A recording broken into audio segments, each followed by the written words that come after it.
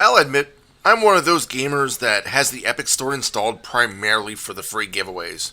I've bought a few games here and there, like Alan Wake 2, but for my PC gaming, I pretty much rely on Steam and GOG.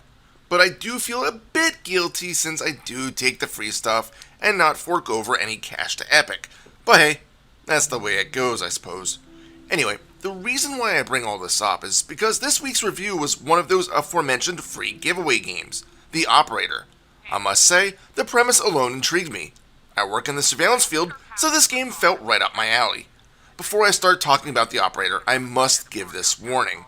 As much as I'm going to attempt to avoid spoiling anything, as this is a story-heavy game, I am sure there will be points in the video that may give hints or unwanted plot information.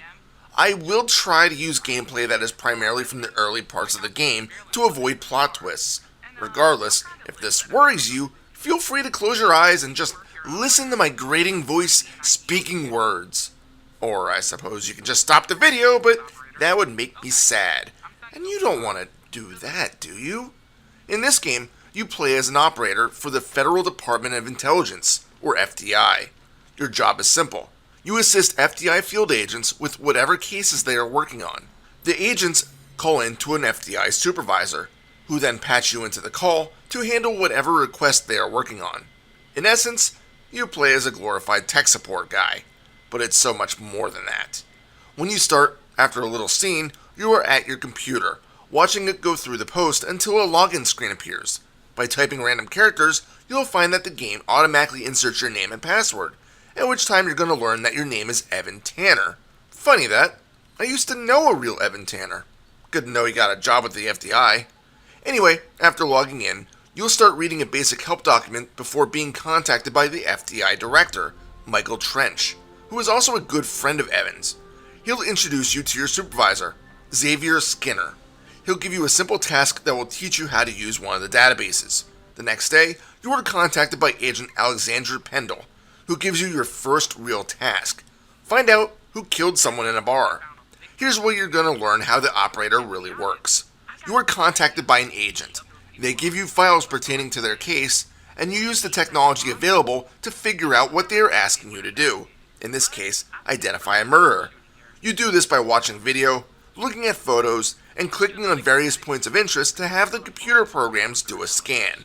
For example, we click the perp's face, and the computer will do a scan to try to match him to the available databases.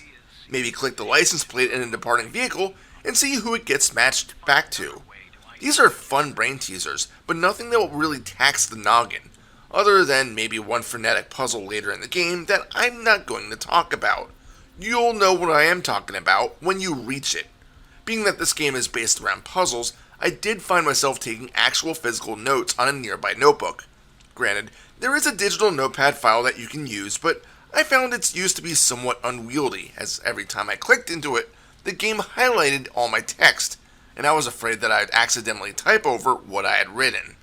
If you get really confused, there is a question mark at the top of the screen next to your active objective. By clicking this, a supervisor will try to give you advice on how to reach the solution. I only had to use this once, and the hint didn't exactly help me out, since I was close to the answer, but I was getting a simple number wrong. It is still welcome to have, though. Of course, since you are speaking constantly with these FDI agents, there are plenty of conversations that you will be having with them. Thankfully, all of the voice acting is done very well, which actually impressed me for a small indie title like this. There are also a few different conversation trees that will be displayed at times, and you may be forced to either tell the truth or lie to your superiors. I'm not sure if this changes anything in the long run, but it's still nice to have a choice. And with these conversations you have with the agents, you will build a growing relationship with them.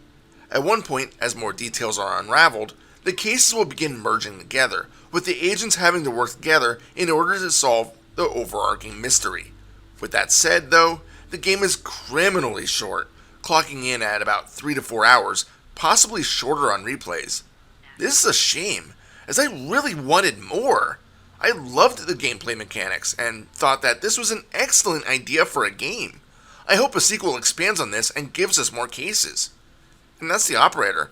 It's a short review for a brief game, but no matter the length, it was an excellent experience.